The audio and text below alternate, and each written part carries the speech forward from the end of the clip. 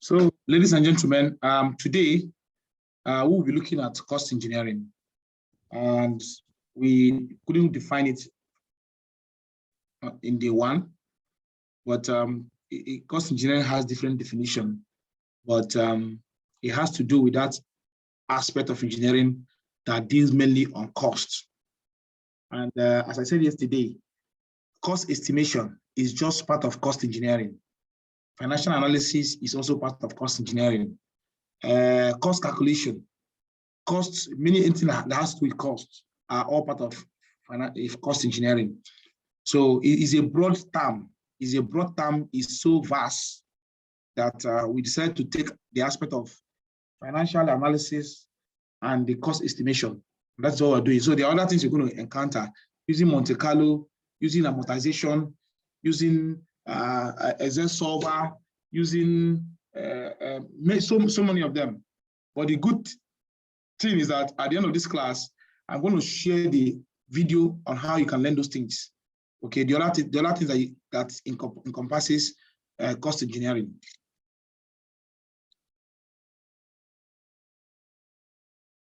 Okay, my system is hanging. I don't seem to know why. Okay, so if you want to talk about cost engineering, these are the things that you'll be talking about. Okay, we'll be talking about basics, business and financial analysis, which is what we did yesterday on day one. Then cost estimation and budgeting, that was what we did yesterday. So there are other ones that are not within the scope of this class, and that is rate analysis and pricing. Then we have tendering and contracts analysis. It's a completely different thing. Then there's cost estimation using estimator. This one is no more applicable now. Now it's now cost estimation using Excel. So whatever estimator will do, Excel will do it. Estimator is just some guys who know how to program using Excel, and they reconfigure it and introduce some kind of interface and make it, how do they call it again? Make it interactive, okay, like an Android or like a window. So that's just the difference. So part of what we do in our training is that we don't get involved into all these proprietary softwares, because once you lose it, it becomes difficult to get a new one. So basically, open source software that are readily available is a preferred option. The next one is project cost planning and management. And the other one is project scheduling and cost control. Sorry, that project you see there should be cost. Project cost scheduling and project cost control. So these are the things that one need to know or familiarize himself with. And then the last one is value engineering. These are the things you are going to encounter in your quest to become a cost expert. 1, 2, 3 is what we are doing today. Okay, 4 to 9 is something you can learn on your own. It's something like, okay, we even did 6 also, but we use Excel to do it, which I promise us we'll do more of it today. But we've done a huge part of it using Excel. Okay, so you can see that we're actually covering almost half of the cost curriculum of cost engineering.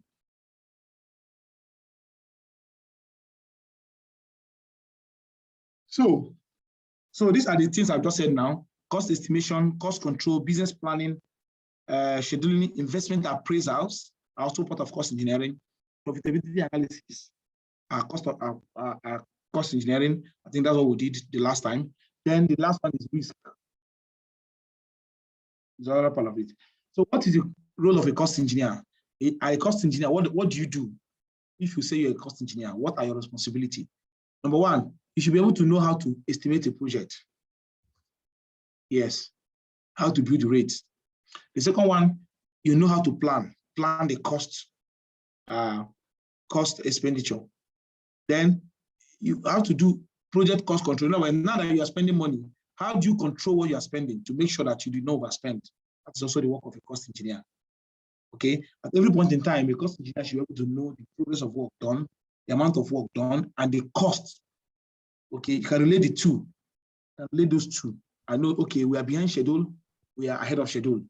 We are behind schedule in terms of our cost, or we are over budgeting, we're overspending, or we are spending too less. Then cost scheduling, how do you schedule cost? Then the next one is that a cost engineer should know business planning and analysis. How do you plan a business? How do you analyze it to know whether it's profitable, whether it's effective, and what have you? Then project valuation. You need to evaluate the project. If contractor say he has spent 10 million naira in a project, how do you evaluate that project to say, yes, we have not overpaid him? So this is part of what's required of you. Now,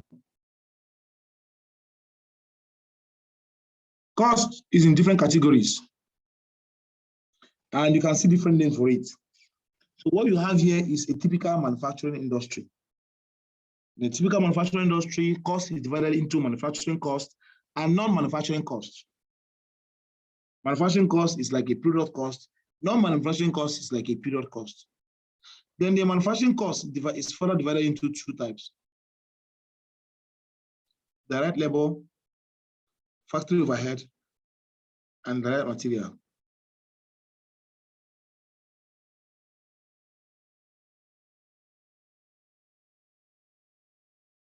Okay, somebody enter. So the manufacturing cost will come in different form. If you ask most people types of cost, they will tell you direct, indirect, and fact overhead. Yes, they are right. But it depends, because if you're in a non-manufacturing setting, then it will be selling expenses and administrative expenses. We can also look at it from a different perspective now, in terms of element of cost. So the three broad elements of cost, anytime you hear about cost, gentlemen and ladies, always talk about, is it the material cost? Is it the labor cost? Is it the expenses? Sometimes that expenses can be overhead. And three of them also have subsets that are direct and indirect. So under material, you have direct material cost. So this is the direct material cost. You can also say this is the indirect material cost. For the labor, there's also a direct labor cost and an indirect labor cost. For the expenses, the same thing applies. Then indirect costs now have 5 subcomponents. Whether is an indirect cost anywhere in any country, it has 5 direct subsets, and those are production overheads, admin overhead, sales overhead, and distribution overhead. These are the 4 components of cost. Of indirect cost, sorry. So I guess this is well understood. So this is indirect, is still the same thing. Indirect here is same thing. Indirect here is same thing. So apart from talking about the element of cost, also types of cost. And let me explain it. For every cost, there's fixed and variable costs, and there is direct and indirect. These two can be used interchangeably. So fixed cost can also be called direct cost, and then variable cost can also be indirect. So fixed cost is if I go to the market to buy a laptop and they say this laptop is 200,000 naira. So I went to a different place, they say 200,000. Anywhere I go is the same thing. So that can be the fixed cost of buying the laptop. When I now come and I use the laptop and I want to use the laptop, there's a need for me to buy a screen guard. There's a need for me to buy an extra battery. There's a need for me to buy a cable. So that becomes your indirect or variable cost. And then when you add direct cost plus indirect cost, you're going to have total cost. So total cost is now the total cost of a project in comprising the direct cost and indirect cost, or the fixed cost and the variable cost.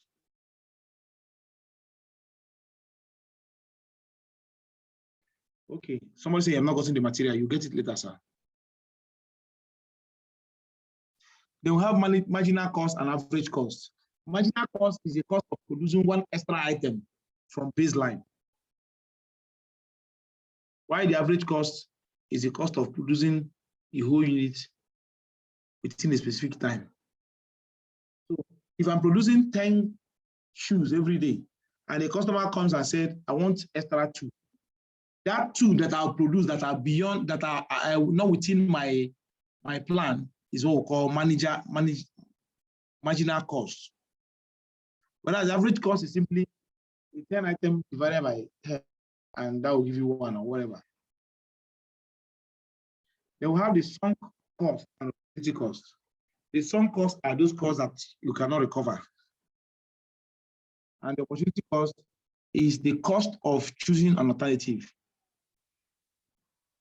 I have the option of going to Lagos and the option of going to Owerri from Abuja. If I go to Owerri, I'll lose 200,000. If I go to Abuja, I'll lose 2,000. If I go the other way, I will not lose. So if I now decide to go to the other one, then the opportunity cost of me going there would be that one that I did not go, as in the foregone alternative. They will have hard costs and sunk costs. Hard costs are those costs that can be seen, physical. I transfer 200,000 to you. That's a hard cost. But soft costs are those marginal costs that we cannot see with naked eye. Okay, those are soft costs. And they're very small.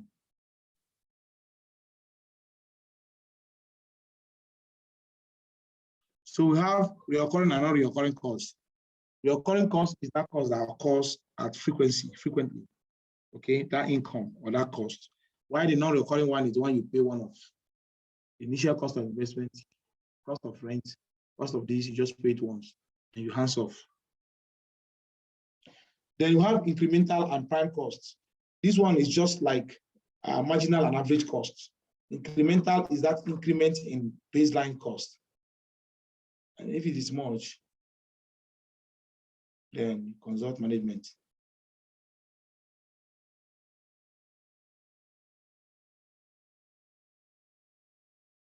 So cash and book costs. What is a cash cost and what's a book cost? A book cost is that cost written in the book. A cash cost is the momentary value of that item at that time. If I buy a laptop, 500,000.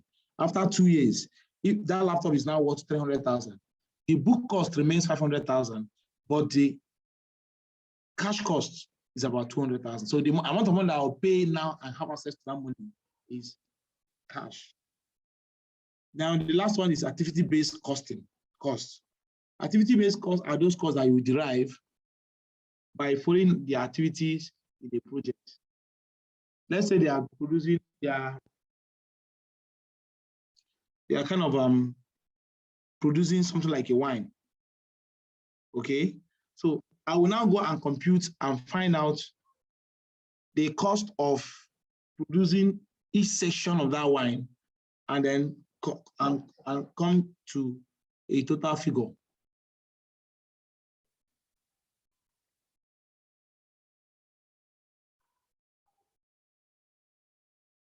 So these are the definition of all the things I've said here: fixed costs, variable costs, total costs. So when you read them, you'll understand them. Anything that we can really understand, there's no need to go through them.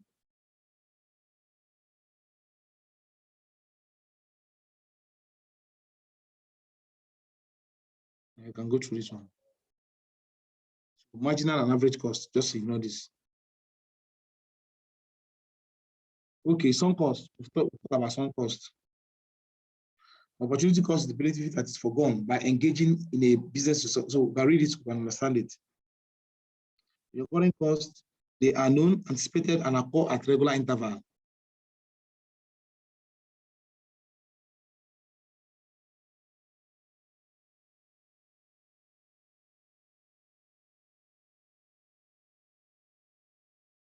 So prime costs. So let me leave all this. If we read this, we understand them, please.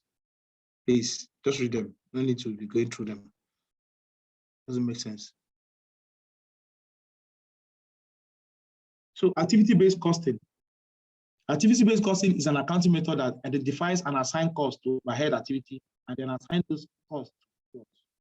Activity-based costing system recognizing the relationship between cost overhead activity and manufactured products. And through this relationship is assigning direct cost to products. Less arbitrary. Let me not read all this, just go through them. So business and financial appraisal. Any questions so far?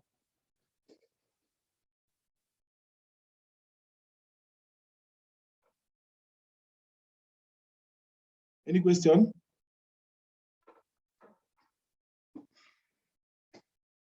So if there's no question, let's look at what we did in business and financial analysis. We've already done this, but let's just do a refresher. So in the business and financial analysis, these are the terms we're meeting: the present value, the future value, the equivalence, the cash flow, the net present value, internal rate of return, payback period, cost benefit ratio, and so on and so on.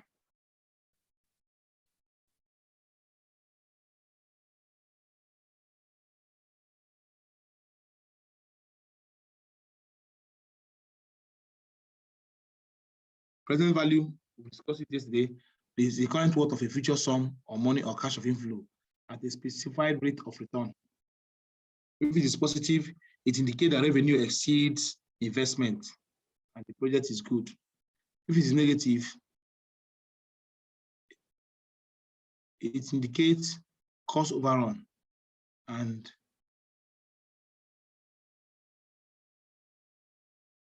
that is bad. Then when it is zero, zero indicates where revenue and the project are break even.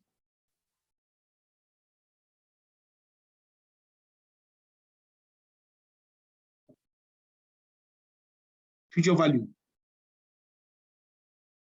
So future value is just like present value, but only that this is somewhere in the future. The same thing applies. Positive is good, negative is bad. If you do your future value and you get a negative value, it means that the amount of money you would have paid up to that time. So cash value, you can really understand this. Cash flow diagram, I explained yesterday. Okay, what comes in goes up, what goes out goes down. Okay, so that is a cash flow diagram for you.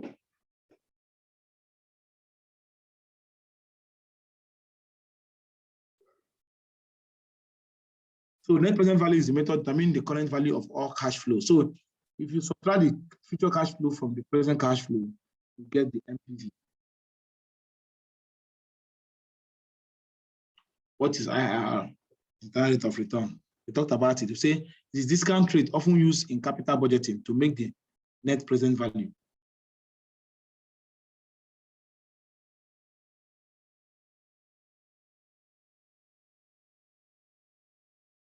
Okay. Generally speaking, the higher a project internal rate of return, the more desirable it is to undertake the project. That is good. The advantage of using the NPV over IRR is the above example, is the NPV can handle multiple discount rates.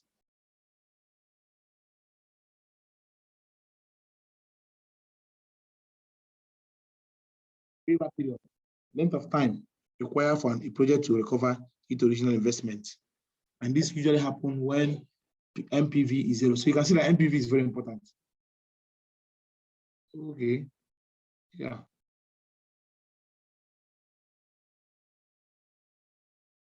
So these are some of the things we're encountering.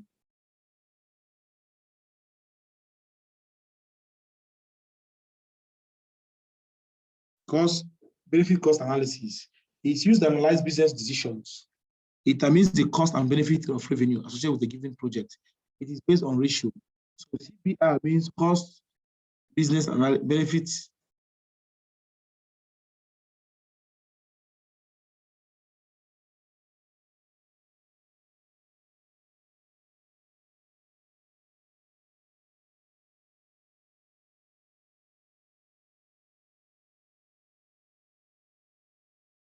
Okay. So it depends.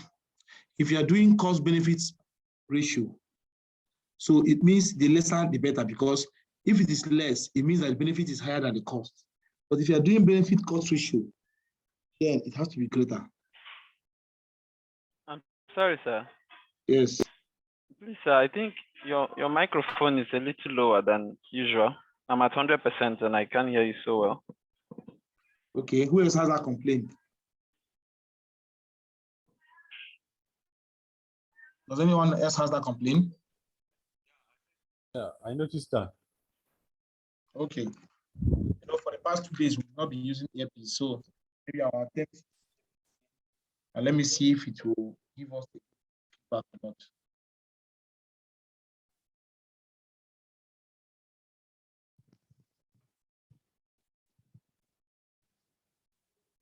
Can you all hear me now? It's No, much it's much lower. Thanks. So it won't work. So let me just.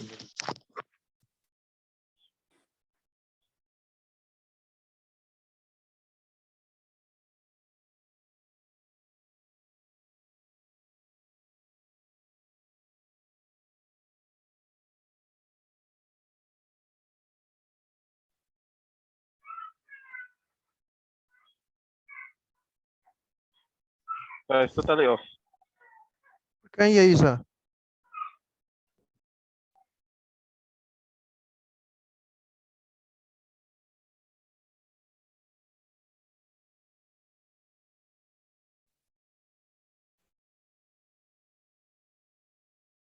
Okay, it's back. Wow. Hello. Hello. Can you hear me? I'm not hearing.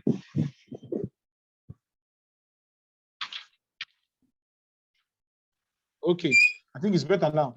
Yes, we can hear Yes, you. sir. Return on investment is a performance measure used to evaluate if everybody who does investment is expecting profit. So that is what ROI does. Calculate ROI, the benefit return. Whatever.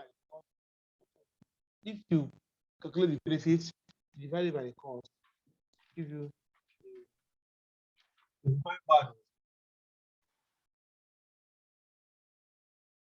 don't know whether it is me. No? Okay.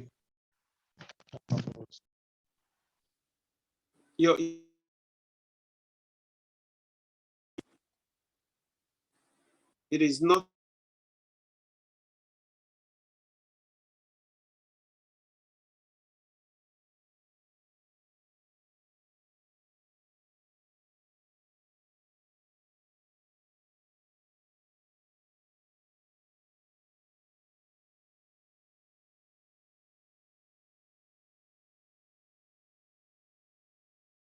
Cost optimization. We can all read this. All read this, please. Cost estimation. We have done this before. I've also included for us a guide material that will help us. So those who want to go further, there's a BMAS edition 4 and edition 5.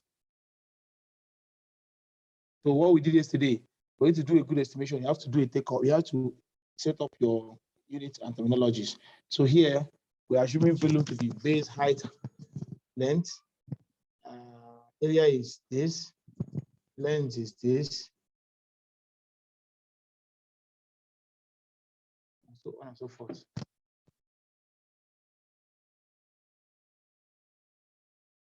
So in relation to building and civil engineering standard of measurement, this is what it look like. I think we've got, well, some of us, I think we all know about this. Item, description, unity, quantity, rate. So what we did yesterday is for the rates. The quantity is something you can measure as an engineer physically, but the rate is not what we tried to do yesterday. So you can lift those rates there and fill inside this column, and the answers will pop up.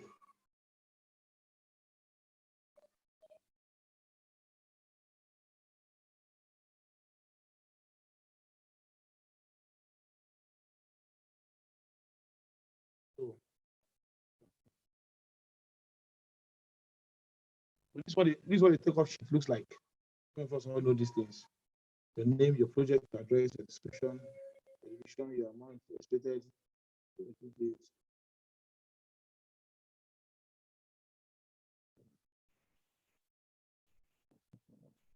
bill of measurement. We all know what it is, know how it is.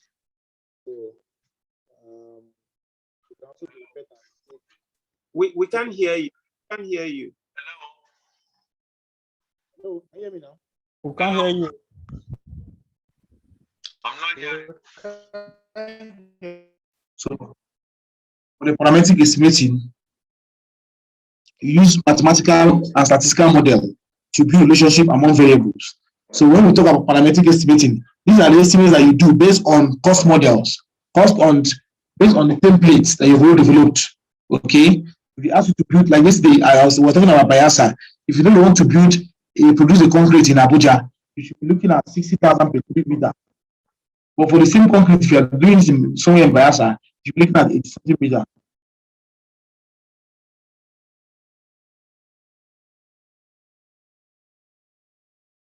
So that is that.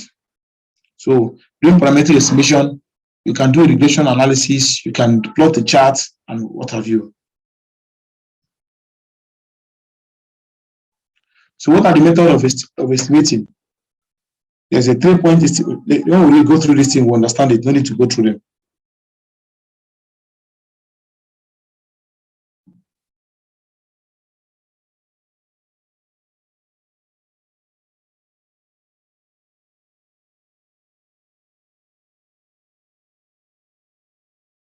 Okay.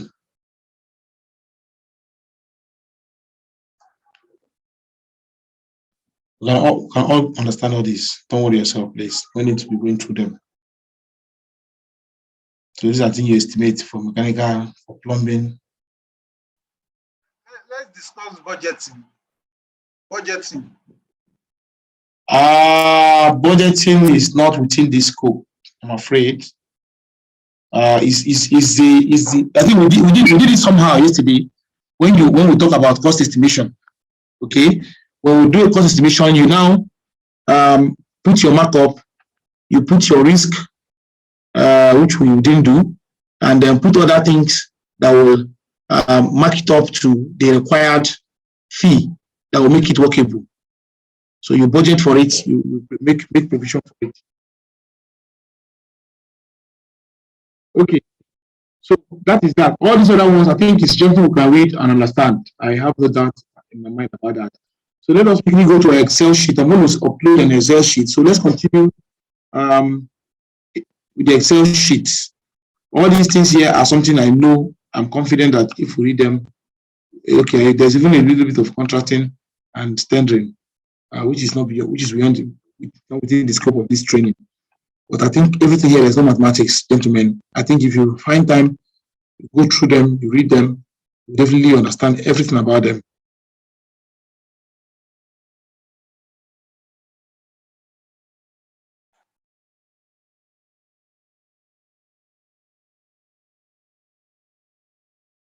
So can we open Excel? Let me upload it. It's called cost practice sheets.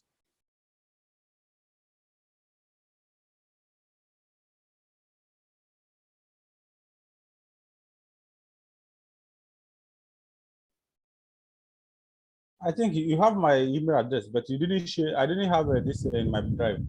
Yeah, I'm sorry, sir. I will share this thing. Believe me. In fact, I'm delegating to somebody to create a WhatsApp group. I've not had time, but the idea was to share it at the end of the class.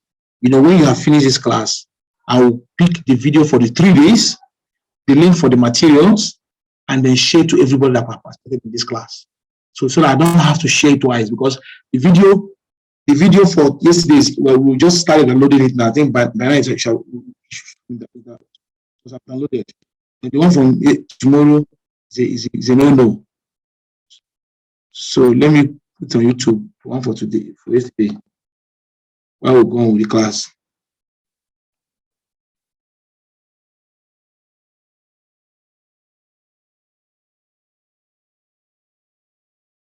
Please download it from the chat box.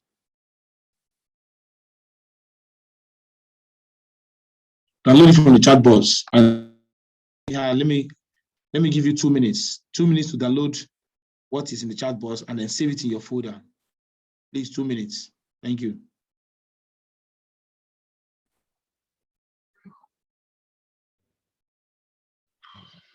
It's not recording, so I need to do what I just done now. So for this one, we are talking about this question here. Okay, 15 million naira contract that was not executed by government. What would be the new contract sum after 5 years if he borrowed the money from the bank at 12%, or if the existing inflation rate is at 12%? So whichever one you coin the question, you must just define it within the model, within the context. So here, we go to future value because you're looking for the future value. You're looking at the reversed standard cost. Is it reversed total cost, RTC, based on an inflation of 2% or based on borrowed money from the bank of 2%.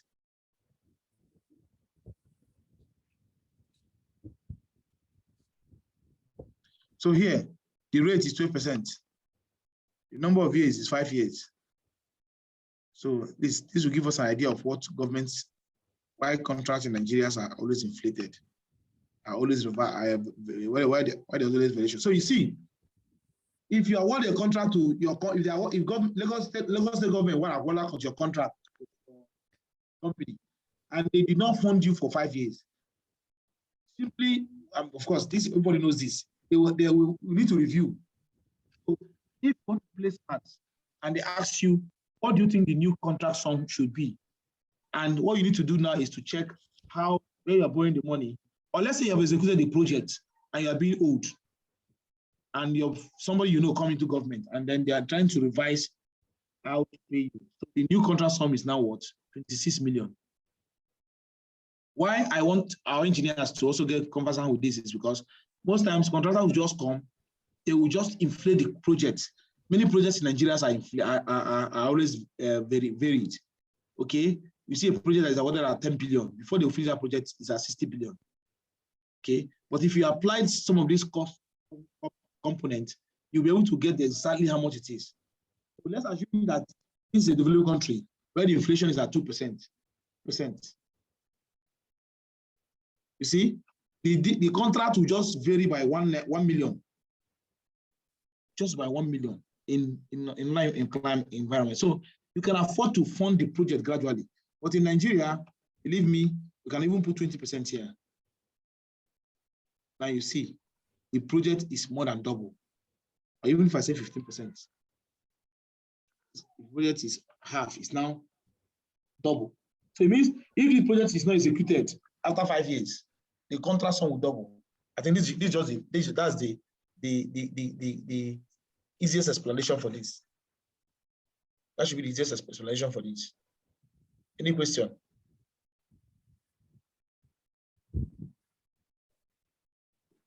I'm not getting the same answer. You're getting the same answer? I'm not getting the same answer. Okay. Here is 12. I remember I've been changing this place, so it's 12% here. And it's 5 years. Make sure that whatever that is there is deleted. I always say this. So who got it? Who got it? Who got it? Just say yes on the chat box. I want 2 people to just say yes if you got it.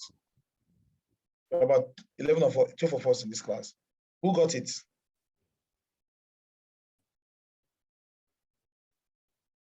Who got it? I'm getting 95. Sorry? I'm getting 95. 95. Please redo it again, sir. Just do LV,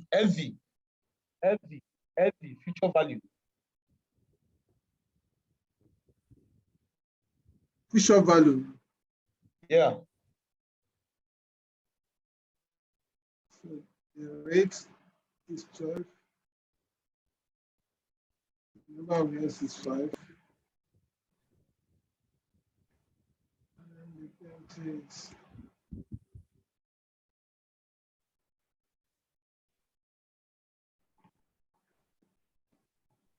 I'm getting 95. What are others getting? Other people, what are you getting? Engineer, can you just delete it and just follow you? Your value is wrong. Can you change to percentage? Make sure your percentage is 12% or 0.12. No, you said we should type 12 now. It's 12%. You format the cell. Format the cell to be 12%. I'm using the cell. 20%.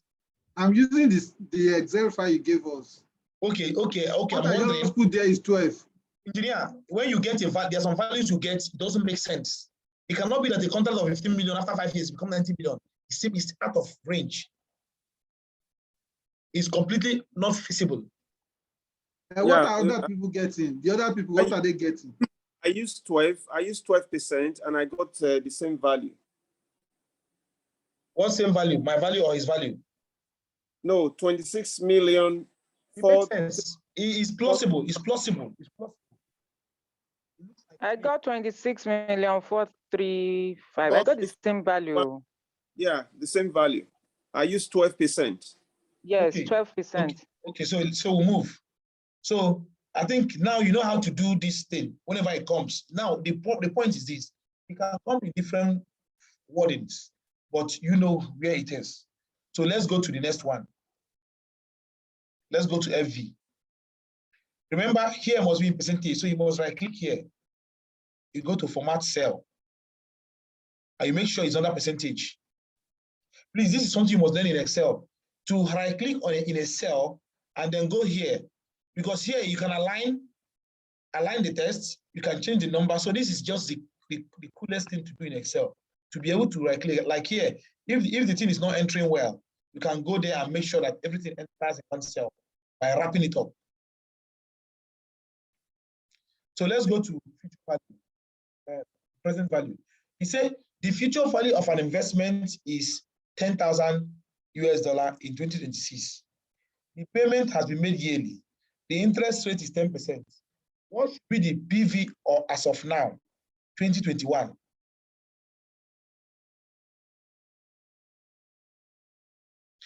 Now, this is like we want to buy a product worth $10,000 in 5 years' time.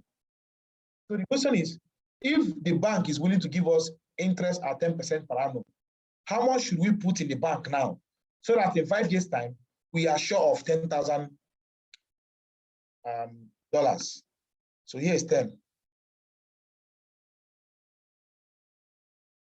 So this is how I format the question. So I will click here and clean.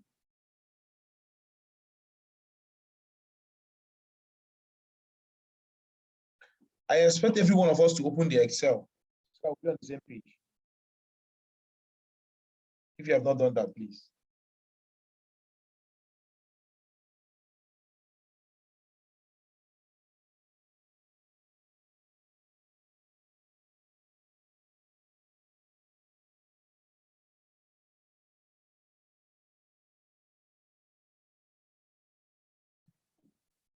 Okay.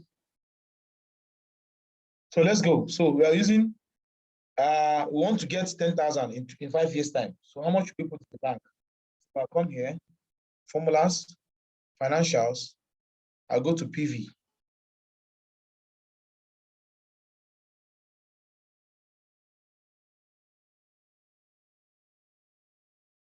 The rate is 10%. The number of years is 5. You know, they didn't write 5 there, but you can now deduce how to get your 5. And the future value, the money we're expecting to have accumulated in 5 years is 10,000.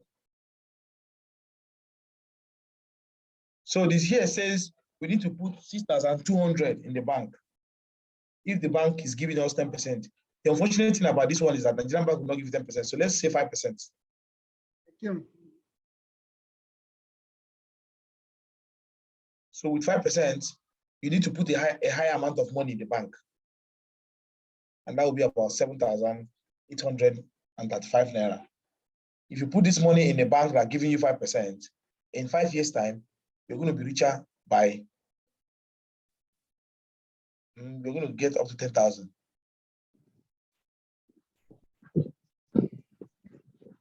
Understood? What is that time? Understood? Who has done it? You said 5. Sorry? On the same table, I can see 5. What is that? Yeah, on the same? Yeah, just the next sheet, the next tab. Just the next tab.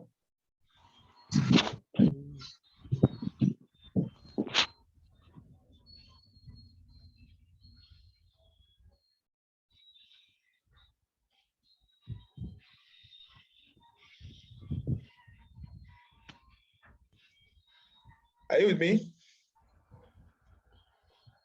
Yes, sir. Okay.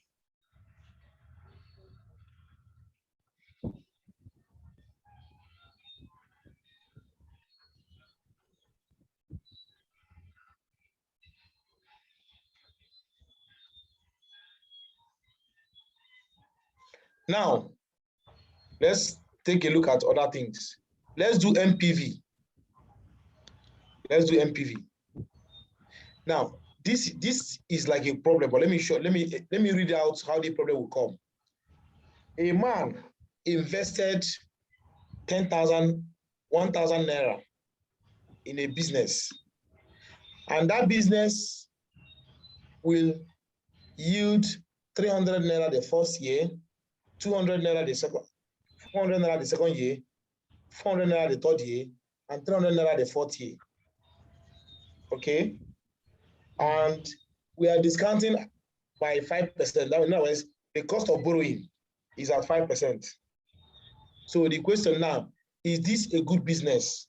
Because the MPV tries to answer the question, is it a good business? Because MPV can be negative, can be positive, and can be zero. So when MPV is positive, it is a good business. When MPV is negative, it's a bad business. When MPV is zero, you're not making gain, you're not making loss. And at that point, the name of the interest rate that gave you that zero is called IRR, internal rate of return. So let's look at this. Number one, what is the total amount of money? Let's solve it the usual from a layman's way, from a layman's angle. From a layman's angle. If you give a layman this question now, he will say, okay, the first thing I do in the next from year 1 to year 4, how much am I making? And that is this 300 plus 400 plus 400 plus 300. So he's making 1,400. So then the next thing you ask yourself is, how much did I invest? He will say, I invested 1,000. Therefore, you agree with me that his profit or the difference will be 1,400 minus 1,000.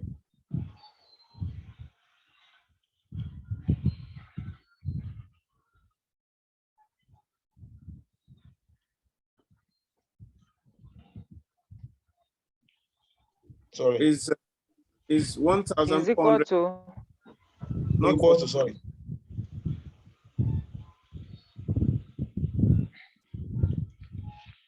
What am I doing? Is I said 1,000 14,400. So a layman will tell you, I'm making a profit of 400. Is that true? No, it's not true. Why? no? Because, yeah, can you answer it? the cost of fund, Because he has not factored in inflation. the 5% cost of the 5%. Just say it was not discounted, number one. Or you say it did not take into account the time value of money. These are the two technical words you Time use. value. It didn't take into account time value of money. So, and that's why you're a cost professional. So if somebody is saying, I'm going to make a profit of 400 naira, you just laugh at the person. Because you know that in the fourth year, that is 300 naira is worth almost 200 or whatever. Are you with me? So, but now if you use the MPV, it will make life easy. So for the MPV, we'll now go and when we write it like this, we will now discount it. So discounting it means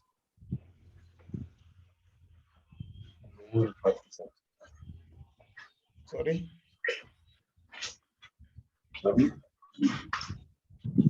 Discounting formulas, financials,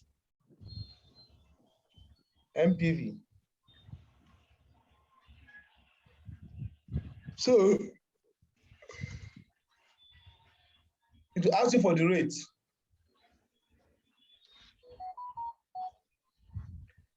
Ask you for the value. When you ask you for the value, you select all the values. based on their sign. So you see, your real income is 229 naira. So don't stop thinking you are making 400 naira because the business is giving you 300, 400, 400, 300. See, for him, he's using his PK, they said, that's why it's going to see. I didn't hear you, sir. Executive.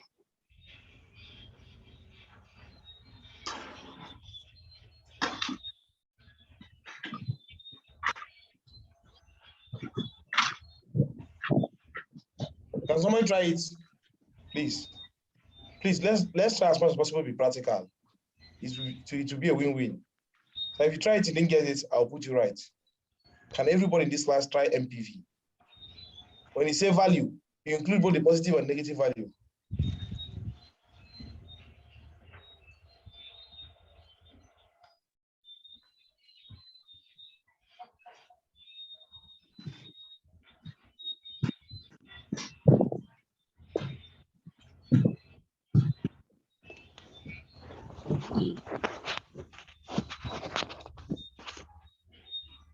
So I'm moving forward. Who has done it, please?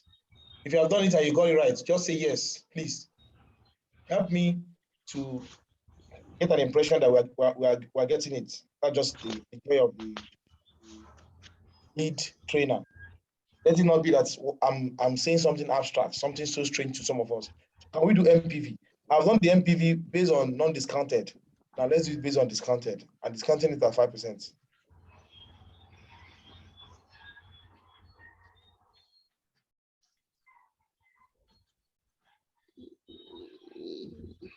Excuse me, which one is value?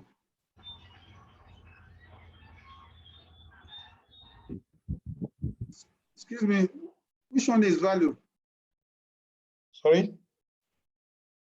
You highlight the whole value. Value. From minus 1,000 to 300, yeah. I like the system will recognize it as cash flow. Okay. Negative for outflow, positive for inflow. I'm asking, I'm trying to use the Excel for the MPV. So it's prompting me for value. Which one am I picking as value? Is the return? Yes, MPV. Which one am I picking as value? Is it 1,000? No, those are returns. Yes, sir. You start from minus 1,000 and drag down. Okay. I want feedback. I'm waiting for feedback, please.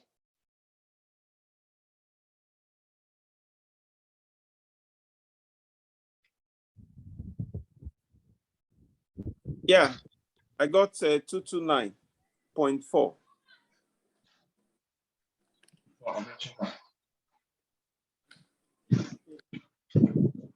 Can you hear me? Yes, sir. Okay. I got 229.4 too. I got 229.4.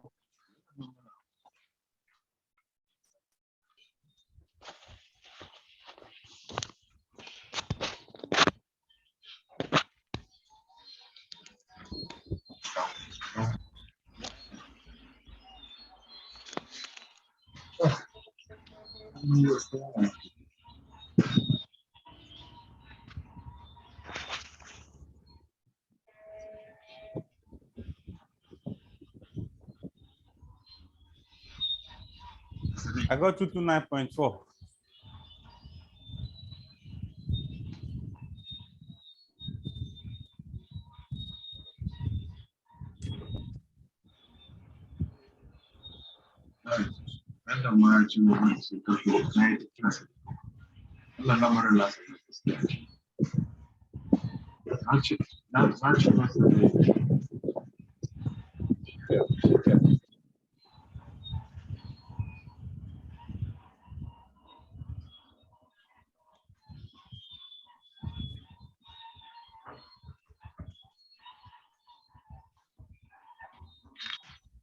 This one, they're putting agenda.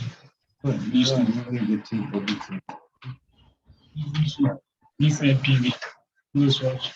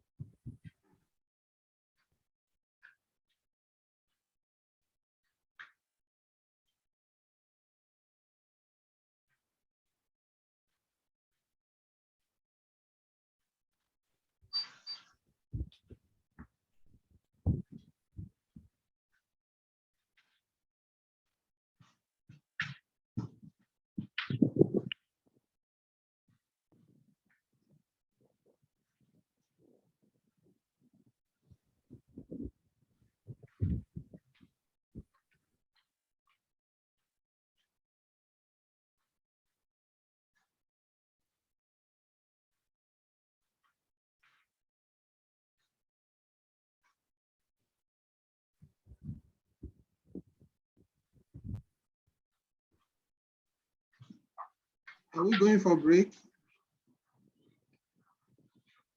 I don't know what is happening. What for Braze? What do you want to take from Braze? Nothing is happening. Can we go on?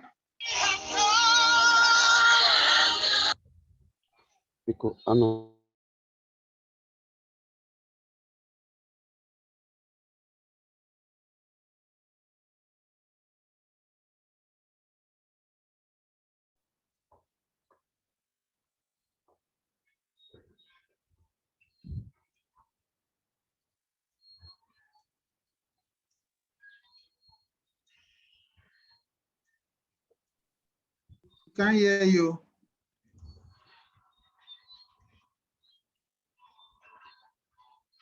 Oh, sorry, I muted myself. So now let's go to the next sheet, IIR. So same question, but this time around, you want to know. We have not understood this one yet. Okay. This one, Have we you done got it? 229.4. Yeah, 229.4 now. When we did it as a layman, we got 400. We got 400 and we said that is not the real value because it has not been discounted. When we now discounted it, we now got 229. So your real profit in the business after 4 years is 229 and not 400. Okay. Okay. For instance, in a real life like this, if you make an investment, what will you use as your discount rate? Like, is it the prevailing inflation rate or what? Well, you use a rate that is between the inflation rate and the banking rate. In whichever one is available, banking rate and inflation rate. So whichever one is bigger. Sorry? Or smaller? Is it whichever one that is bigger? Yeah, good question. Good question. You use the one that is bigger. Worst case scenario. Okay. So can I move from here? Yes, yes. Good. So let's go to IRR. So here, I've invested in this business and the bank is giving me at 10%. I want to know whether I'm going to make profit. Already, I know I will make profit. Okay, I don't know, sorry. So what interest rates will I use? With this interest rate, I can now compare with different banks. to know which one is better. Are you with me?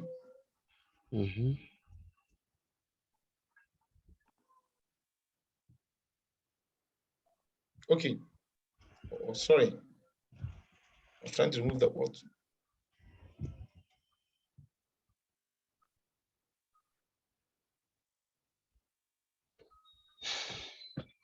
Okay, so IRR. So IRR now. We'll go to formulas, financials. And you go to IRR. Just the I see, if you're looking at this thing, you'll be seeing many terms. I'll do the much I can. But on your own, just know that I have introduced you to financial tools in Excel. So you can do a lot. Okay, you can do so. Most softwares I will use, you don't need, like your phone. Some of us don't use more than 20% of the capability of our phones. So that's how many things are. So I'll go to IRR.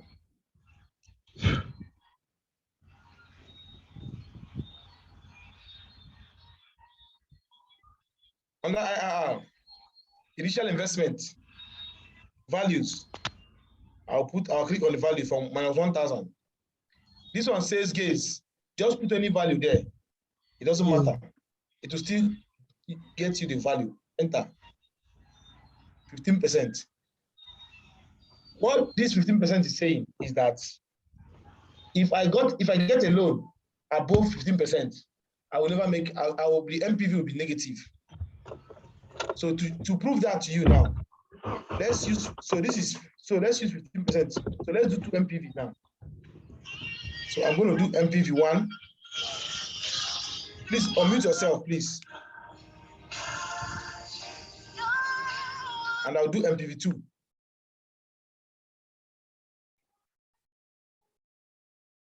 Or would I say MPV at 10% and MPV at 15%? For you to see what we're talking about. So the IRR is 15 or let's say 20, sorry. Since IRR means 0 MPV, okay? We all know that. So let's make here 20. So now, let's look at the MPV at 10%. You see that we're making profits.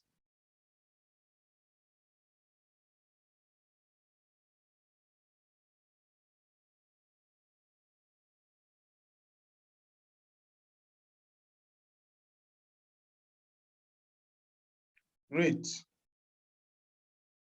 For the first one, the rate is 10%. Yeah.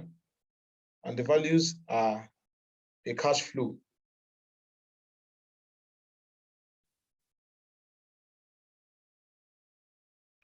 So that's a positive MPV, 98. So let's do at 20%. No, at 20, yeah, at 20%. Okay. 15. MPV. So what I'll simply do is I'll put 0.2 there. This is 20%, 2.2. And the value, same value.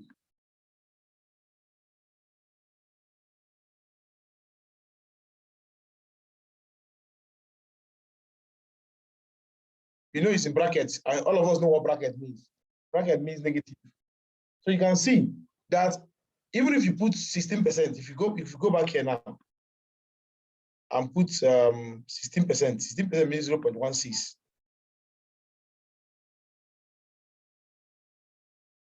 It is still minus 19 naira. Okay. So that is what we are trying to say. So MPV and IRR have some things in common. They help you to establish at what point are you not making profits in the business, and at what point are you making profit in the business. And the value of the MPV gives you an idea of the amount of profit.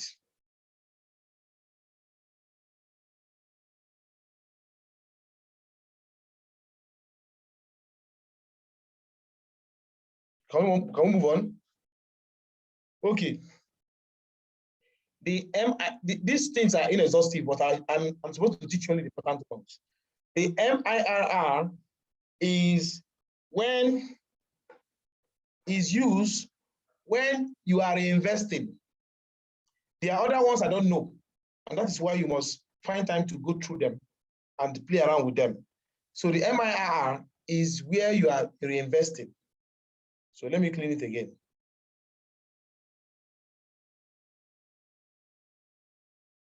So we are taking the loan at 12%, and we are using it to invest in another business that is yielding 10%. What is now the effective internal rate of return? That's what this one means. So we go to formulas, financials, MIRR.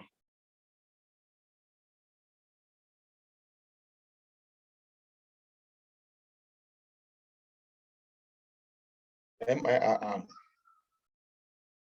So MIRR will also ask you for the values, the finance rate, and investment rate. So values are these: the cash flow, the finance rates at rate where we are borrowing the money is this. Then the rates at which we are investing the money is this. Click OK. So this is now the minimum attractive rate of return. So it means that it means for you to make profit, you must not borrow money at more than 13%. So assuming we are investing at say 20%, it means that the MIRR is now high. So that is the idea.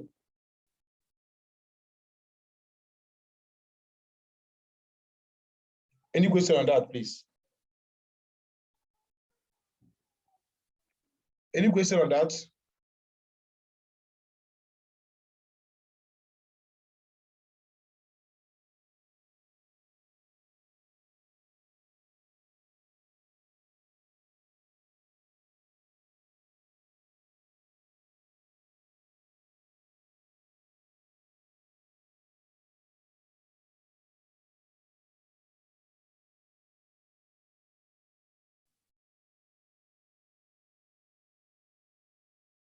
So can we show your hands on it, please? The X here simply means when the date is varying. So all this we've done has the X formulas. If the dates are not the same, then you cannot use SIRR. If dates are different.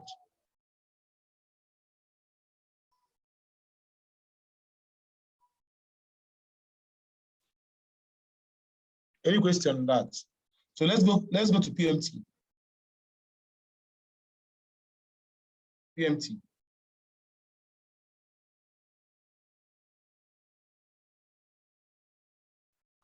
I will go to PMT. Are we together? Come to PMT. Excuse me. Yes, I want to ask a question. Go ahead, sir. Please go ahead. What's the relationship between IRR and ROI? Okay, let's go back there. ROI is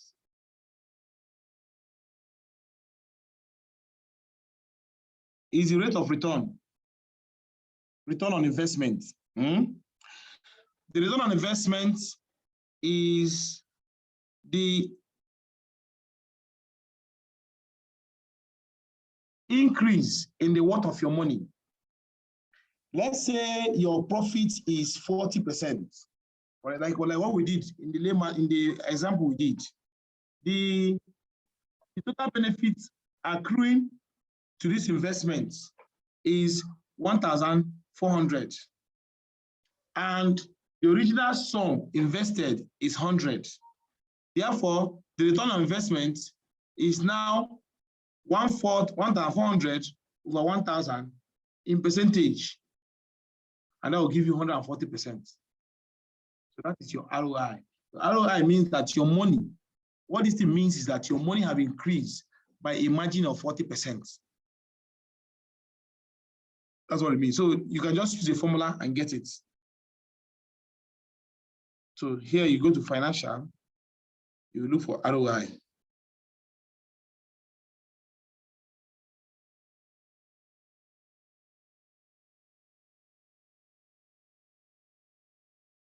Okay, it's like it's not even there. It's not there. It's not there, but it's very simple. It's what a total benefit over total cost. In percentage, that will give you ROI. While internal rate of return is at that point where you're not making profit, you're not making gain. So they are completely two different things. Okay, let's go to the next one, payment. So read this question, please. Is it the same question you have? A man borrowed 20,000 naira to be paid back in 5 years. How much must he pay every year to be able to pay back the loan?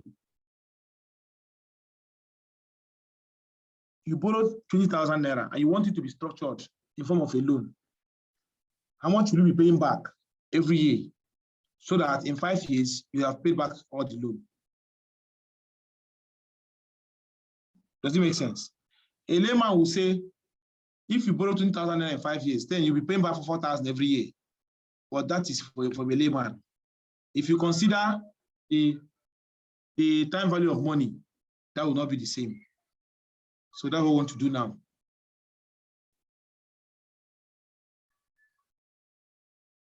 Okay, so here,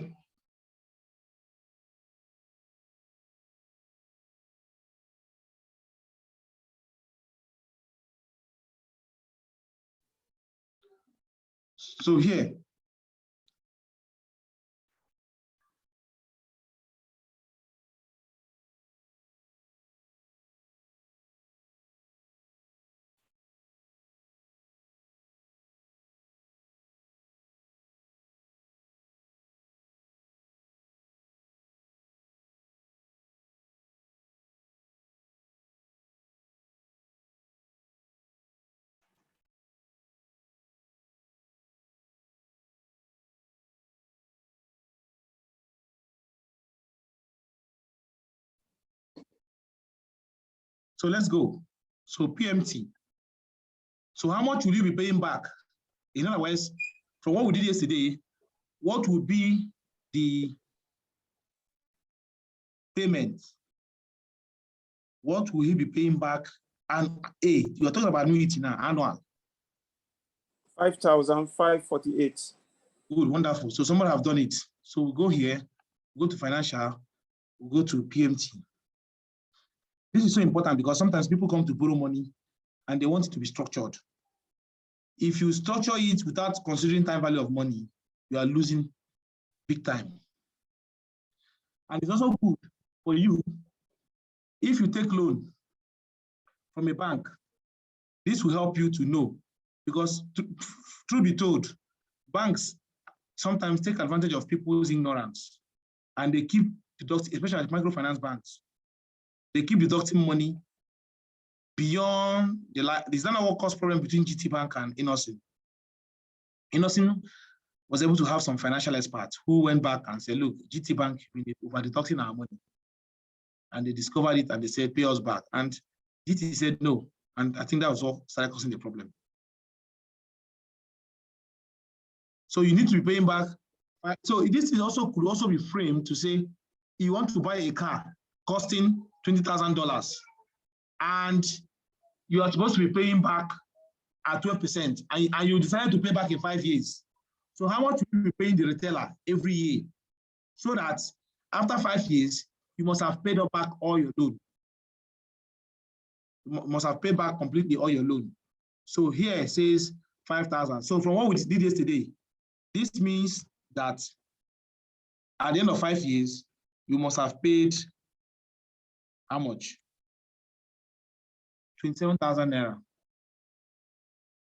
So this is how some people make money, be it mortgage or rates or financial or whatever, banking. Okay, they can give you, if you are paying one off, it's cheaper. If you are paying over a period of time, it's more expensive. So let me give us 5 minutes now, everybody. Please solve this and get it right. But before you do that, let me also show you that one other thing. Pay attention now. I can also decide to say, I'm a salary earner, I don't want to be paying back yearly. I don't want to be paying back yearly. I want to be paying back monthly. Then how much can I be paying back monthly? Okay. Now yearly, I'll be paying 5,548. Monthly, how much can I be paying back? So in 5 years or in 60 months. 5 years or 60 months, I must have paid back all the money. So in this case, you come here, you go back to the formula, financials, you go to PMT. Once you get to PMT, under rates, watch me now, everybody. Under rates, this is 12%. What you're going to say 12% is annual. But we are talking about monthly, and there are 12 months in a year. Therefore, you say over 12. Very, very important. If somebody gives you money at 2% every month, it means in a year, it is 24%. Yes. The number of years, this is in years, but we are told to compute based on months. Therefore, you multiply the number of years by 12. So this is a secret. You multiply by 12, you divide by 12, meaning that you have scaled it down to monthly level. Then the PV remains 20,000. You now click enter. So it means I'll be paying 444 Naira every month if I am to pay back in 5 years. So let's say, let me see if this will add up. This times 60, yeah? By 60 months now. Yeah, okay, yeah. Either by 60 or by 12. If I do it by 12, it will give me what is there, 500 and something. Yeah, it's giving me something close to it. Yeah, it's about that. So that difference is what banks call nominal and effective interest. But that's the difference. Most banks will give you, when you go to bank, you see their nominal interest is this. But when they're giving you money based on monthly, they will use effective interest. They will add like 0.5. That 0.5% they're adding is to make up for the difference between what you have here and what you have here. So now I want us to review these two now. And if I give us 5 minutes, so resume by 5. So sort out this payment, monthly and PMT, and I want the fastest finger to give me for weekly. So for weekly, you divide by 52, multiply by 52. That's the difference. So 5 minutes from now. Thank you.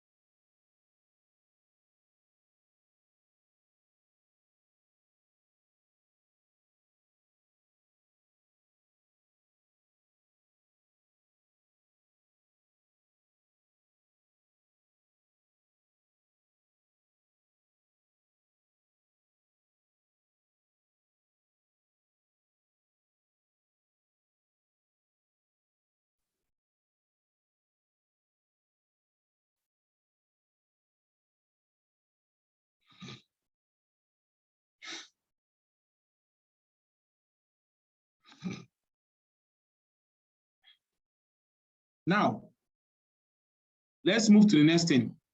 Are we all together? Yes.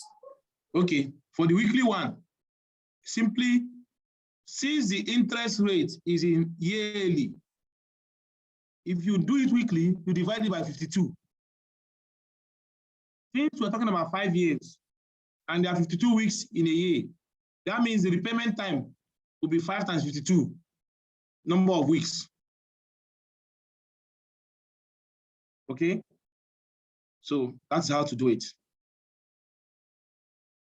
The next thing I want to show us as cost experts is if you take a loan, there are two components to that loan. There is part, the principal and the interest. So it is good for you to also know what the principal is and what the interest is. So in every year, you know what you have paid, whether you have paid the principal and what you have paid for the principal for the loan. So to do that, you use the tool called Ppmt and Ppmt. This payment you are paying back for the loan you took comprises of two components.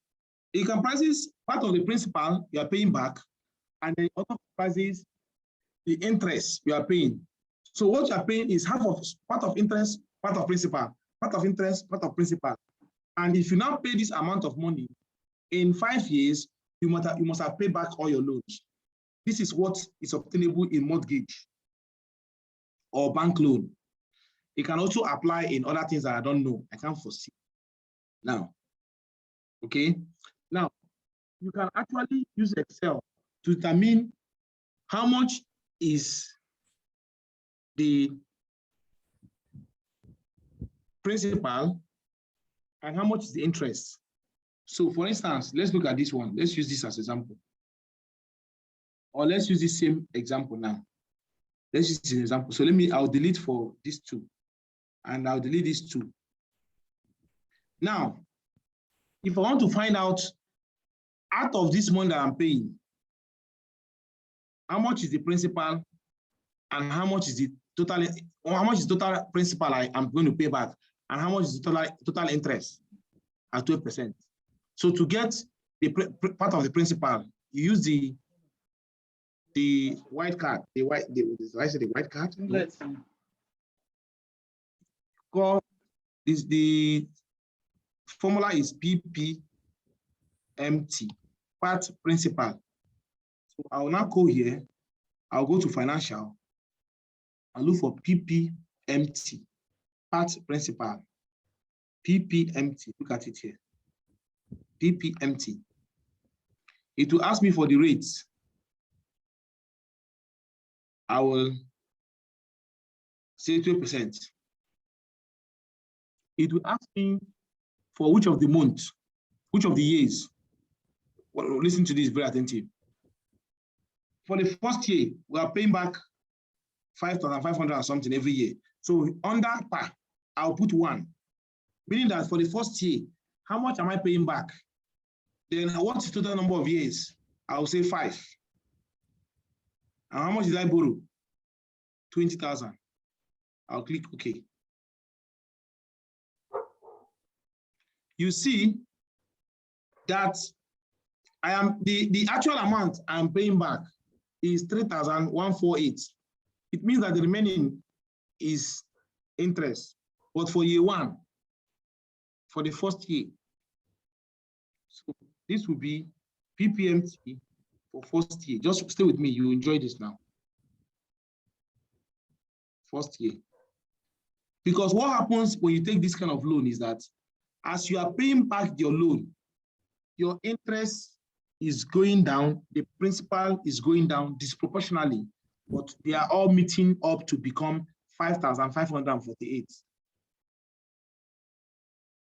So if you don't want to get what is the now component of the interest I'm paying for the first year, use Ppmt, interest on payment. You will find out that this value now and this value will add up to give you 5,000. I'll go to financial. I'll go to Ppmt, sorry. What's the rate? 12%. What particular year are we looking for? We're looking for the first year. What is the total number of years? It is 5 years. What is the money we borrowed or the cost of investment?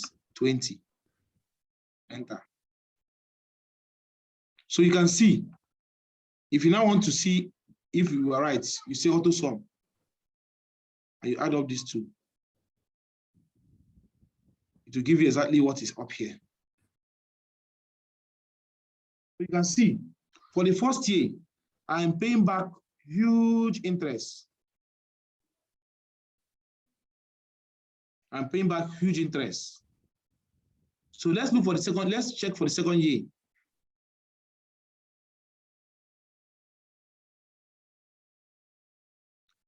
Stay with me, please. Let me format this very well. Okay. For the second year, Ppmt. Second year. Don't mind my careless handwriting.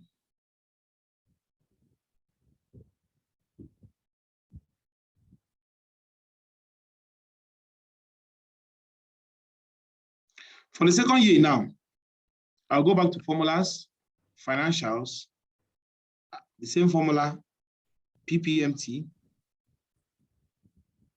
This time around, the finance rate is still 12. But the number of years is now second year. Total number of years remain 5. Because I'm interested in the second year. How much am I paying back as principal and how much am I paying back as interest for the second year? 20. You see, for the second year, I'm paying back more of the principal. And the interest will now be Ppmt.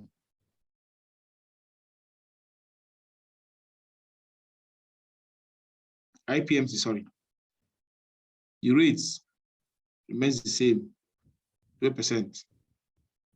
The number of years is the second year. Total number of years is 5. The present value is this. You see, my interest has reduced. If you add up these two again, you're going to get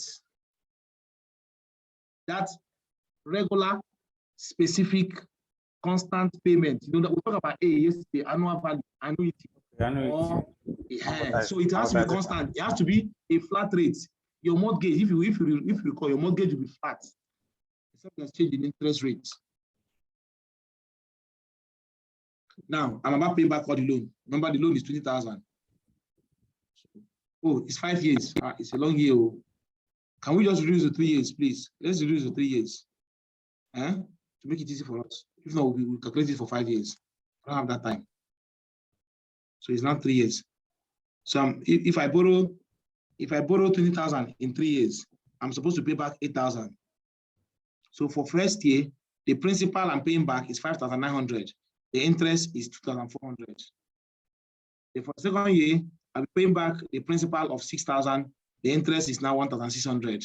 So for the third year now, which is the last year anyway,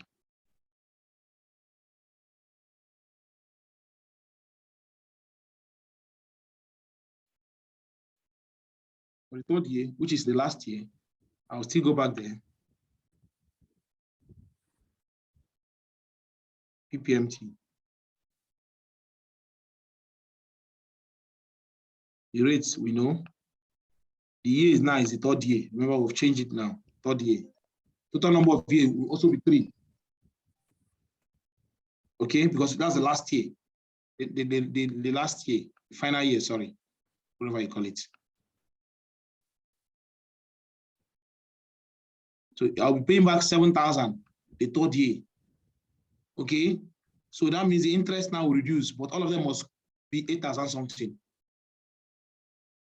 So IPMT now. Please, after now, give us time also to practice this and let it sink. The number of years is now what? 3. The third year is where we are also. So if we're in the first year, 1 will be here. If 1 will be here, If you're in second year, 2 will be here. But since we're in the third year, it's now 3. And the amount of money borrowed is this. So the interest I'll pay in the last year will be the same. So if you add up any of these two, all of these two, they will still give you that 8,000 something. All of them, see it's 8,000 something. I'll delete it, 8,326. Come here, add it up again, it will be the same thing. 8,326, and so on and so forth. So if you add up these two again, for the first year, it will give you the same thing.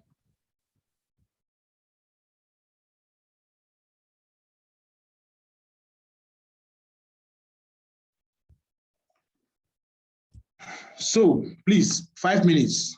We're on track. So 5 minutes to practice this. Well, how much are you paying back in the first year as your principal, as your interest? Second year, how much are you paying back as your principal, as your interest? Third year, how much are you paying back as your principal, as your interest? After this, we'll move. We'll move. After this, we'll move. There's no other thing to do here. The other thing we have done is, if they give you, okay, I also introduce us to that one. Let's finish this. I'll introduce us. Assuming now you want to take a loan and you want to pay back a certain amount of money, how many years will it take you to pay back the loan? That's another thing. Or at what interest rate? In other words, this time around, you're looking for the rate, but you're looking for the number of years. It's also possible in Excel. But let's do this now. I want to do this one I just finished now. Please don't say, I know it, I can do it. Just try to do it. Okay? Try to do it. 5 minutes. I will come back. Thank you. 5 minutes, 5:15.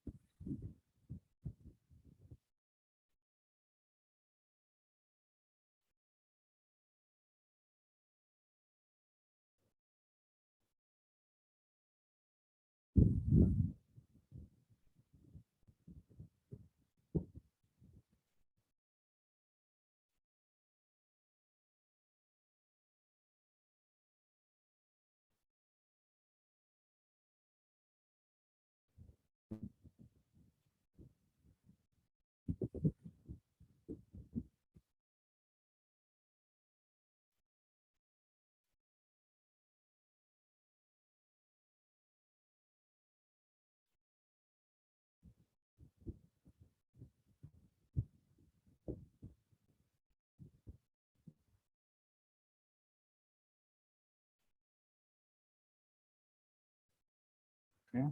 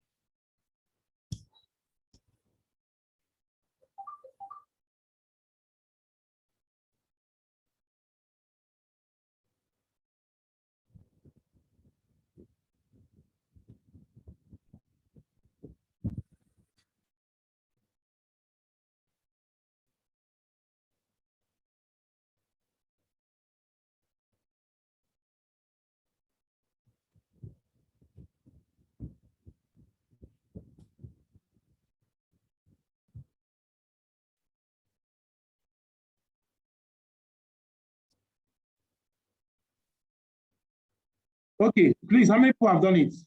I know we are tired, sort of. Please, can you just say done? Done. Just write done in the chat box.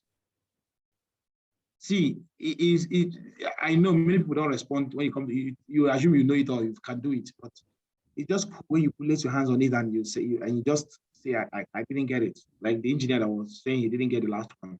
It make us to go back and see why you cannot get it. So one person say has gotten it, and that's cool. Can I just get two more persons who have done it? So the next thing I'm going to show us is how do you, assuming you know, you want to borrow money or you are owing money. You want to use it for a particular project. So you want to know at what interest rates should you borrow the money, or in how many years will you pay back? Assuming it's a mortgage. I want to take a mortgage of 50 million. And I want to be paying based on my salary. My salary is, let's say, $500,000 every month. And I'm taking a loan of 50 million. And out of my salary of $500,000, I want to be paying back only 200,000 for my mortgage, so that I can use 300,000 to take care of other problems. So it means I know how much I'm paying back. In other words, I know my payment, I know my PMT or A, my annual, my savings, okay, my annuity, my annual what. So my annual what is 200,000. My payment is 200,000. Whatever terms you use, you can use them interchangeably. So now, and I know the amount of money I want to borrow, and maybe I know the interest rates. So now I want to find how many years will it take me to pay back, or I want to pay back in a particular number of years. Let's say 20 years, because I'm already 40. Let's say, and I'll die by 60. At what interest rates? So that if I determine the interest rates, I'll be able to know which bank to approach. So this is financial analysis. This is financial cost expert. So you can do these things.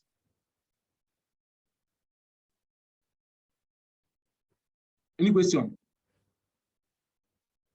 So what do I do? What I just said now. So here is it. I want to collect a loan of 5 million, not even 5 million, 5 million. And I want to be paying back 75,000. And the bank said they'll be giving me the money at, say, 7%.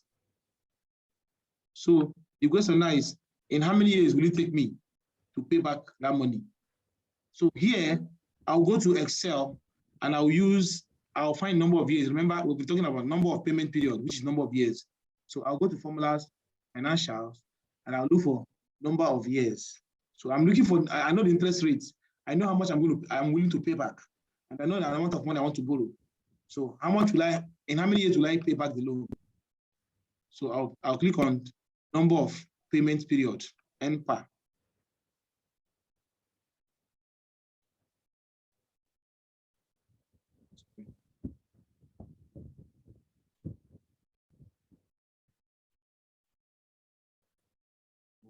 Press the wrong place. So here we go. The rate is 10%. The payment I'm going to pay back is in 5,000 every year. Every year is poor.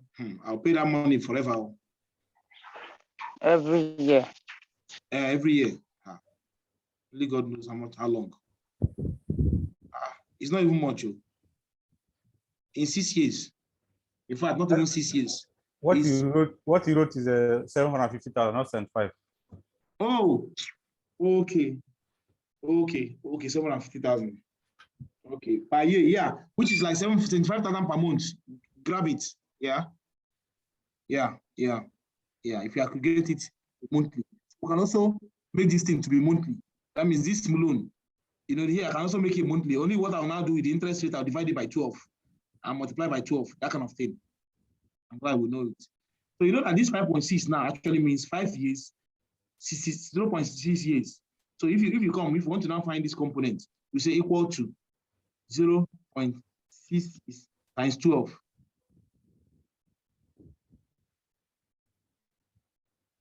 It will give 8 months. So this means the cell is formatted to dollar. I'll format it to. That's 5 years, 8 months. 8 months. You can even find out these two. You can further say 0.92 times 31 days. It will give you the exact date. 0.92 times 31 days. So it will give you 5 years, 7 months, 28 days. Are you with me? Yes. It makes sense, yeah. All these things is just for you to grab it. So you can see. So this is month. So if I have multiplied this by something, the year will not be by month. So I mean, these things are just used interchangeably. The next one is that, okay, we know the years as 5.6 years or 6 years. Let's put 6 there. 6 years. Now we're looking for the rates. At what rates? Or let's eliminate rates. So there's no rate here. But the first thing I've done is I've formatted it to percentage. So I'll come under rate. So we know that this is 6 years. So all of you know that I'm going to get something like 7% here. So let's go. Instead of going to N, I'm going to go to rates. I'll click on rates. So under rate, nice. Tell me number of years, 6. What payment am I paying back? 750,000. And what did I borrow? 5 million. Okay. That's a problem. I need to reformat this now. The numbers.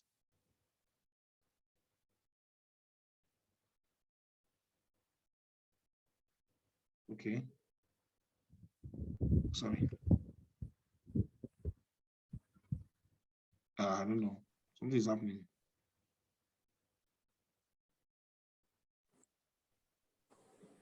You can create a new column. Okay. Okay, a new column. Match property. Match property. Okay. Put something on the type 0. Yeah, it doesn't mean null cells and putting 0 is the same thing. Maybe this 5 million should be 0. It should be minus 5 million, but let me see. I'm borrowing minus 5 million.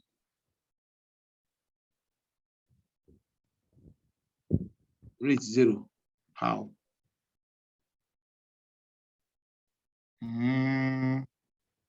Somebody say match property. What do you mean match property? This way.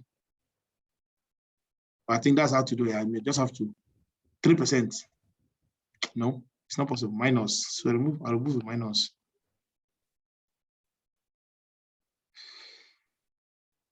Oh. Okay, let's do it here. Let's do it the real formatted cell. And let me see why format cell is presented already. So here, I'm borrowing a loan of 1,000, paying back 3,300. Oh, okay. I'm paying back. Okay, what is leaving what came into my pocket? Okay. I think the 750 should be minus. Yeah, because that's what's leaving my pocket, right? Yes. No, sorry. Okay, just do that.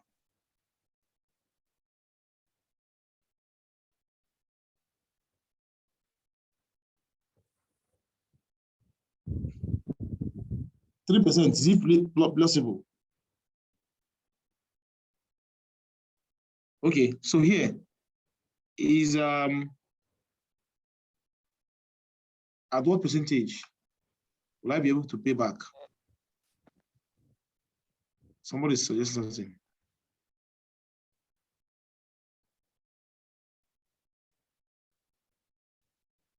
Okay, I'll send the Excel again, no problem. So the rates, we know.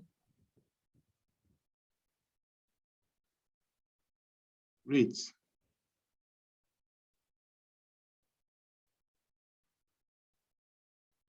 Number of years is 6. The payment is this. And what I took, which is positive, is this. Yeah, 20%. So that's it. Is the form of the how I put it down. Okay, I will share everything to this PDF and everything. So any questions so far? Oh, that means the percentage is 3%. Yeah, I'm just wondering why it's giving me 3%. Is it that I don't know. Just surprised. Okay, yeah. maybe to the nearest figure or so. I think the best, this kind of thing, you go to format and make it 2 decimal place and to give you the exact thing. 4.71. You understand? So he's right. That small few months that entered it is what made it that way. Oh, sorry, sir, I didn't get that. Well, me too. I just increased the cell to give it the approximate figure. Here, if you put 7 years here, let's say 7 years now, and you want to pay back, see, you can see it's going down. Okay, so it's right. Okay. Yeah. The more the number of years, the lesser the percentage. Exactly. Exactly. Does it make sense? I think it does. It does. So I've done this PMT. So we're done with this. I don't want to teach you all this ISPMT because it confuses us to what we've done. This ISPMT is interest on payment. Is another complicated. It's like if I want to know if I'm taking a loan of 5 million and I'm on year 3 and I want to know how much interest have I paid so far, not just for that particular year, but accumulation so far. That's what you use ISPMT. Yes. Okay, Hello? the cumulative interest. The cumulative, Yeah. For instance, now you want to know how much have I paid so far in interest. It will not give you the cumulative based on a particular reference year. Let's say it's for 60 months, and at the 24th month, you want to know how much interest you have paid up to the 24th month. You now use ISPMT. And one thing I also told us is this, that what we are learning today, there is no way you can learn everything. In fact, if you can know 10% of Excel, you'll be a guru. Remember, Albert Einstein once said that the greatest scientists that have lived only used 10% of his brain. And that's Albert Einstein. Only 10% of what his brain can do. So all of us are being underutilized. So Excel is not something you can know everything, or you just know what is relevant to you, and then you can just add 1 or 2% to what others know, and you become like a champion. Take for instance your phone. Today, somebody went to somewhere in the site. I said, snap your location today. Okay? None of us don't even know that kind of thing exists until kidnapping became a norm in Nigeria. So that if you're living anywhere, you can simply snap your location and send to your friend or to your family member. In fact, you can also do another one that if you snap your location, you can write something. Somebody will start monitoring your location. It's there. It's very simple. It's not difficult. Based on Google Map. When you snap your location on Google Map, you now scroll up. If you scroll up, you say, monitor my route. There's something about routes. Once you click on that, anywhere you're going, somebody can monitor you. If Uber person or whatever diverts from where he's going, somebody can easily record and see the last place that you are, that kind of thing. So the point I'm trying to make is that I will teach us the much I know, but allow us to explore the rest. Yes, sir. Okay, thank you. So these other ones, their templates are there. And another good thing is I'm going to send a video to us now. If you can make that time, and I mean, some of them are not relevant, but some of us are not. In fact, believe me, even not for knowledge purposes, some of these things might not be really applicable to some of us. But now, I want to show us what we've done now. I want to show us what amortization table is, because that one might be more relevant to us, especially in taking loans and mortgage, because once in a while, we might be involved in mortgage or so. Yes, Engineer Abdul Latif, I'll send down everything now. I'm going to send everything you need before we close this class, but let's first finish up on a sound note. I'll send you everything now. Now, watch this, gentlemen and ladies. Now, this is amortization table in Excel. This is what they use in banking system. An education loan is issued at the beginning of the year. The principal is 10 million. The interest rate is 1% per month. This 1% per month means 12% per annum. And the term is 60 months. 60 months means how many years? 5 years. repayments are to be made at the end of the month. Loan must be fully paid by the end of the term. So the question now is, how much should you be paying every year, every month?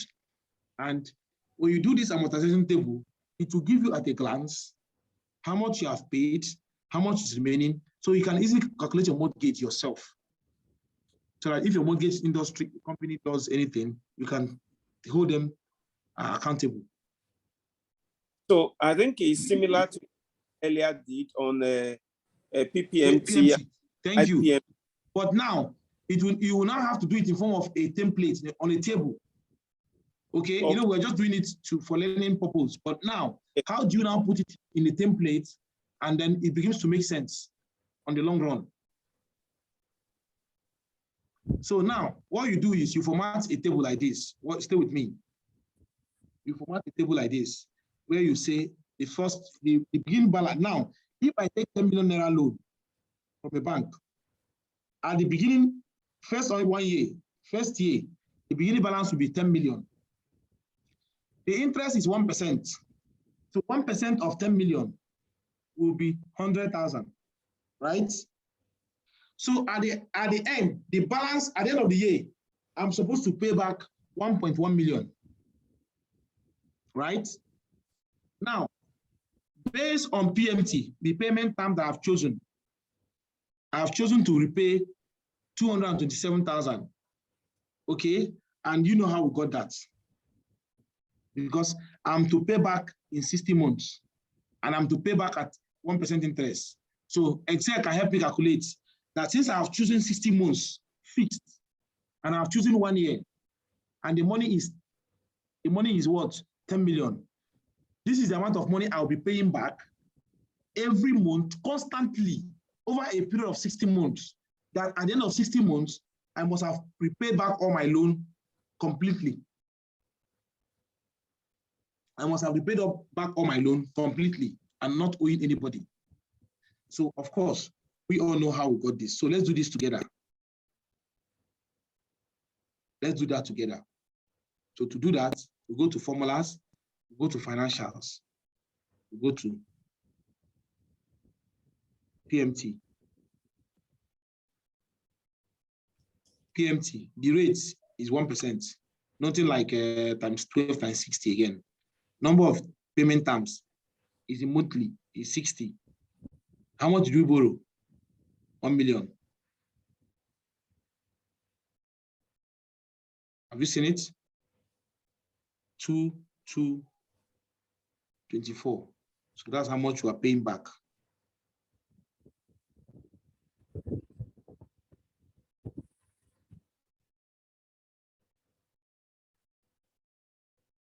So, but for the purpose of this table, I will put negative here.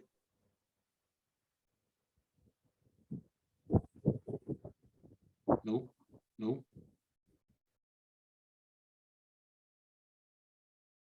I'll remove the negative value. And how do I remove it? I think I'll put negative here. Yeah, I've done it. Yeah, I've removed it. But that tells us that you need to be careful with your minus and plus sign.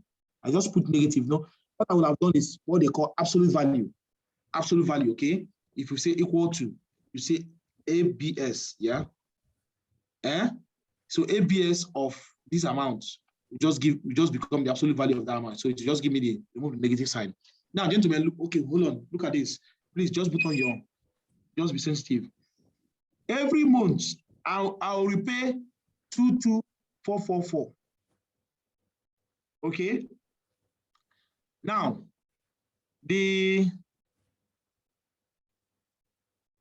out of this 2244, remember this 2244 comprises two components. What are those components? Ppmt, principal plus interest. So already we know our interest. Our interest is already what? This. So when I come here, I will simply say F14, which is this, minus D14 plus D column. Did you get it? Look at my address bar. Can you see my address bar? Okay. So the principal repaid. So out of this 10 million, the first year, I'm only repaying 122,000 because already I have 100,000 interest to pay. So by the time I add my 100,000 interest and the 122,000, I'm automatically paying back 222. Does it make sense? It does. Sorry? It does. Good. Now, I have repaid back this and I borrowed this. So what will be my balance? My balance will now be C minus G. This, what I borrowed over what I paid back. This will now be my what? My ending balance. That ending balance will now be the beginning balance for the second year. That is why your mortgage keep going down. That is why when you borrowed money from the bank, as you are paying the money, the thing is going down because the next interest rate will be calculated based on the balance after the first year.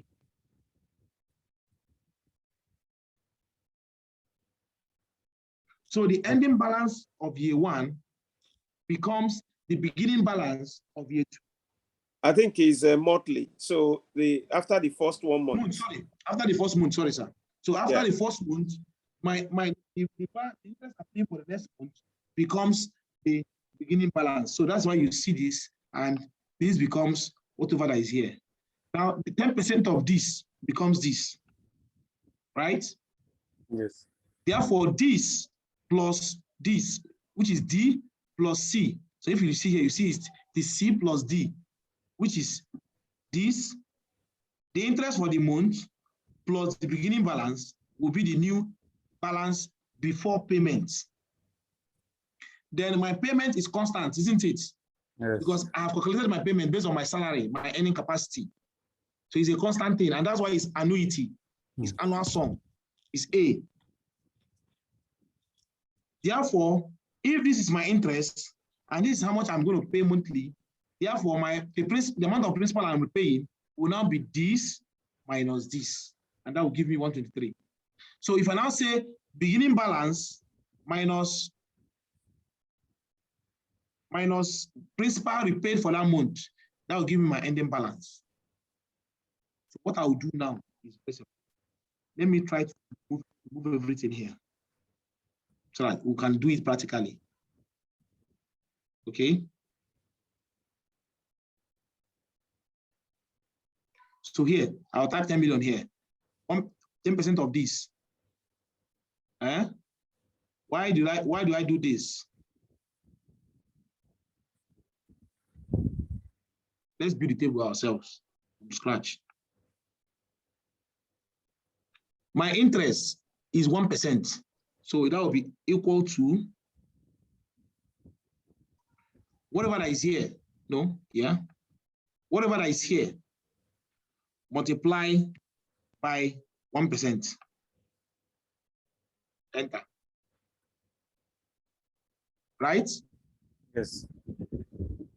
The ending balance will now be whatever that is here plus whatever that is here. Is that correct? My monthly payment will be equal to whatever that is here. So I want to drag down. If I try to drag down now, it will mess up. What do I do, gentlemen and ladies? What should I do? I fix it. Fix the column. The dollar sign. Thank you. Now let me drag it to 6. It's constant, isn't it? It's constant. So I'll drag it to the 68th month. It won't change. It won't change because why? I fixed it.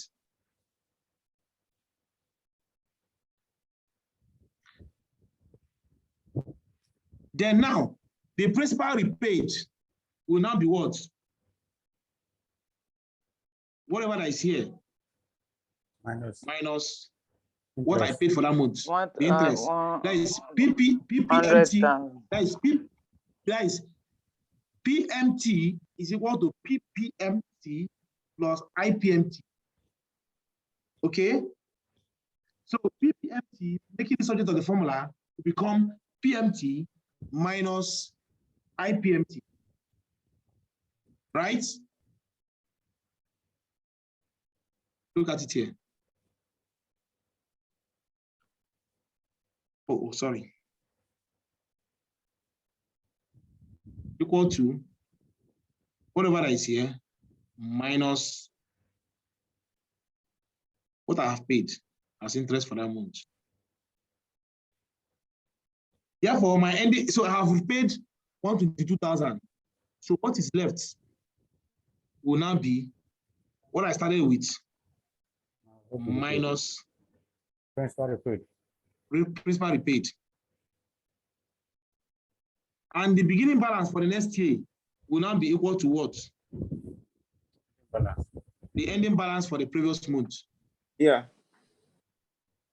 And the thing starts again. And here now will be what? This, isn't it? This, yes. Multiply by this. 1%. You expect me to be doing this thing? 1%, yeah. You don't expect me to be doing this 60 times. No, I'll make use of Excel. I'll make use of Excel. So what I'll do? Yes. Dollar sign. No, No, it's not no, dollar no, sign. no, no, no, no. You have to drag it so that you use the formula. Drag it, yes. You Drag drag and it. use formula. Use auto sum and drag.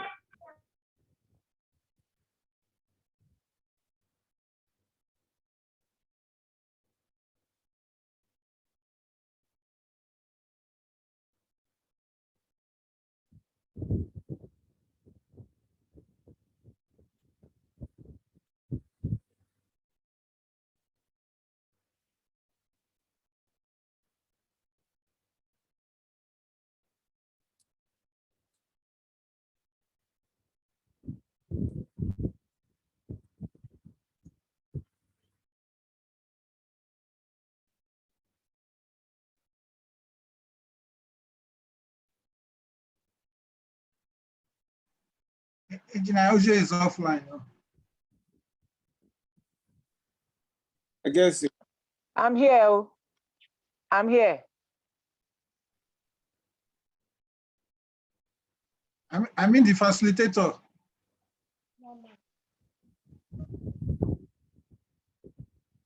The facilitator is offline. Maybe he's having a network I challenge. guess network challenge. We just wait for him to come back. It must be network.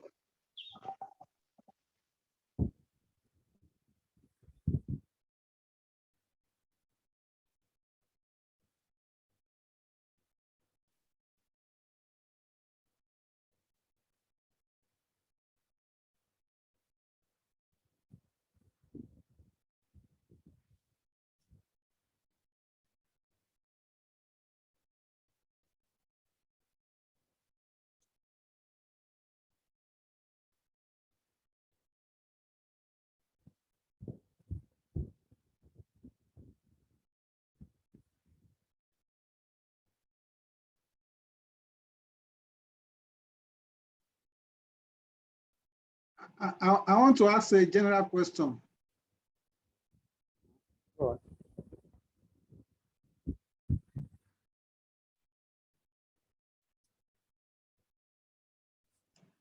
Engineer Diko.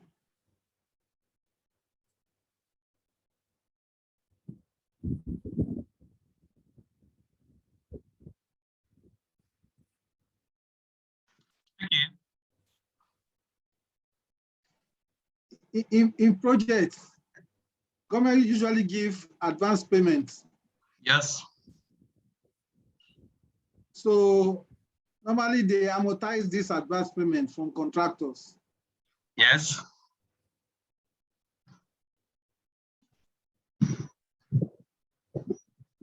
Go ahead. But I think they don't factor the issue of interest in it. Nobody does that. I think they don't factor the issue of interest. They don't. They don't. We have a very big issue in Nigeria. If you are doing, Okay, if you are doing a private project, like a private project, that you want to give your contractor advance payments, are we not supposed to factor interest in it? Government did not consider. How do you expect individual? Back. I'm sorry. My network went off. We were busy talking here. Oh, thank God. No, it means we're enjoying the training.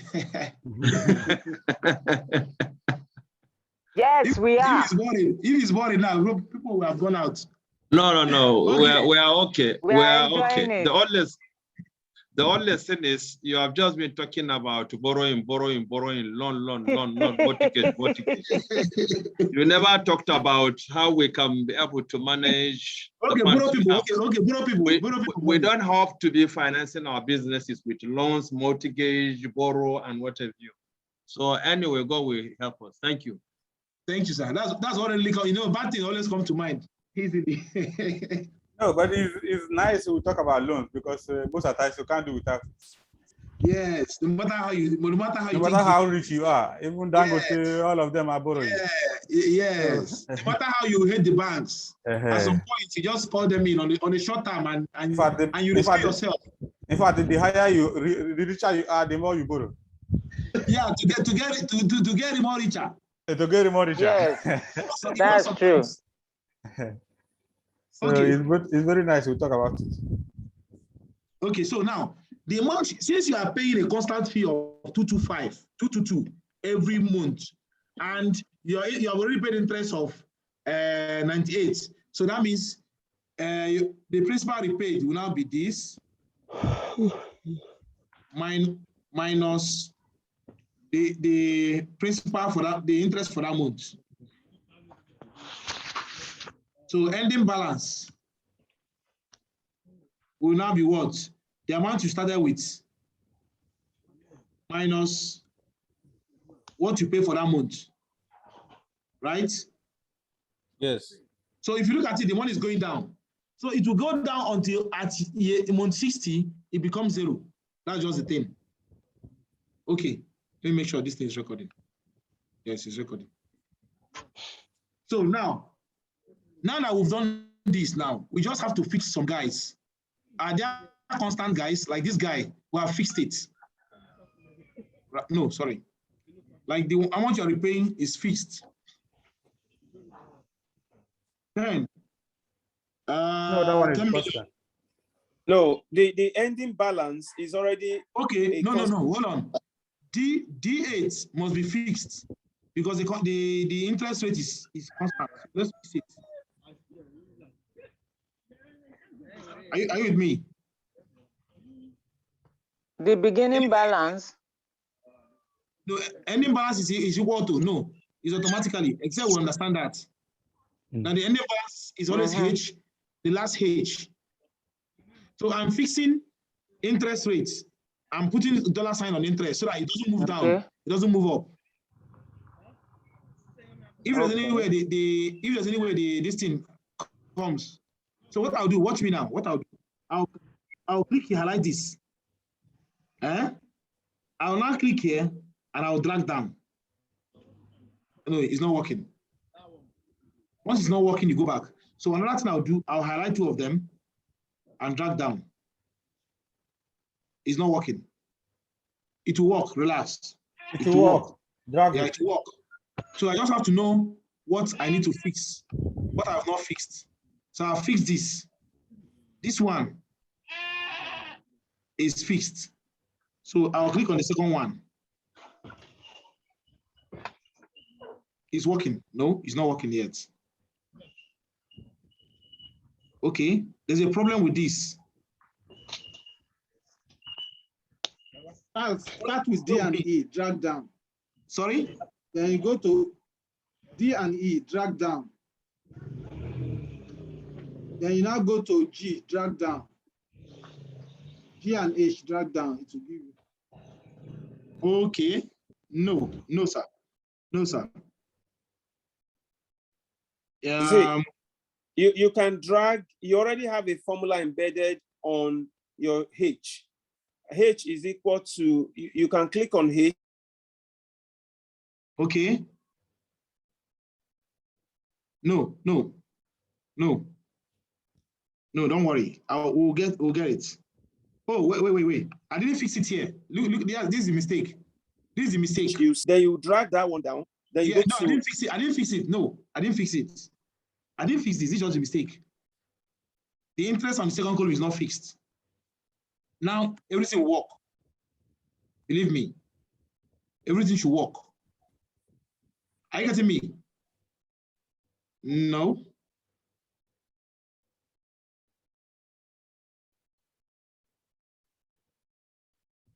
Sorry.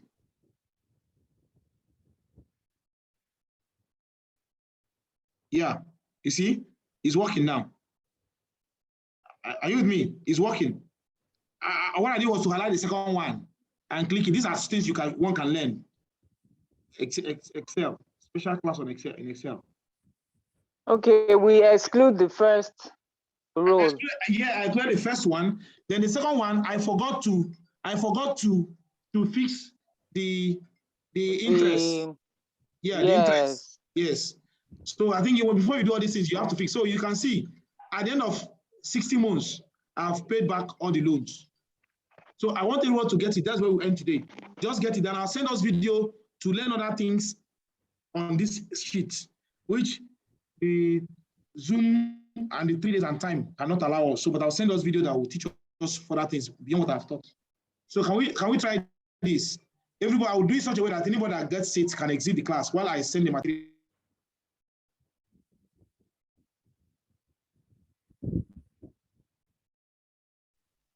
Please, I have a question, sir. Hello? I can hear you. Yes, sir. You said you were going to send us a link where we can get current rates of material. The people have not been updating that link, so that's why it doesn't make sense. The last time I checked, it was still the old rate. Oh, yeah, it's not easy to have that volunteerism in Nigeria. Yeah. Okay. But in fact, I attempted to do it too. I attempted to do it, but I did for 1 month. I got tired. Because but if you can do it and monetize it. There's no money in it. People place it's hard to monetize on your but website. if you are having a YouTube channel already, you can do it now. So you can use your YouTube channel. You can be making money from this. Okay, exactly. And I love that encouragement. I think I'll work on it. But it requires me to have contacts Northwest. You saw the Excel yesterday. Have you that Excel sheet I shared with you? You will see there is prices for Northeast, Northwest. So you need people to tell you what is happening in those places. So it's really not a easy thing to say. Let me open it and show you what I'm talking about now. You need somebody but it is possible. Okay, by the time we create our group, very, very possible to do, but it's possible. No. That will be what we'll be doing in our group. See, reinforcement. Watch this. See, this is. You can see my screen, yeah? Yes. Look at it. This is already. This is just for December or January. Look at it. Sand was 8,000 per ton in Owerri, 2,500 in South. You know they are close to the river. But that cost is 2,000. But all these things have gone up for this month. Lagos is 4,000, but yesterday we got 4,250, right? Yes. Yes. Then cement is 4,400. I don't know what is in Lagos now. Kaduna 4,800. Cement is. So this is what you're talking about, but put it in a very editable and updatable format. So but for now, let's go back to this amortization there. Can you get it? Get it right. Try to get it. Try to fix what needs to be fixed. So if you get it, just say done. So I'll close the class so that the file will not be too heavy. Did you create the group?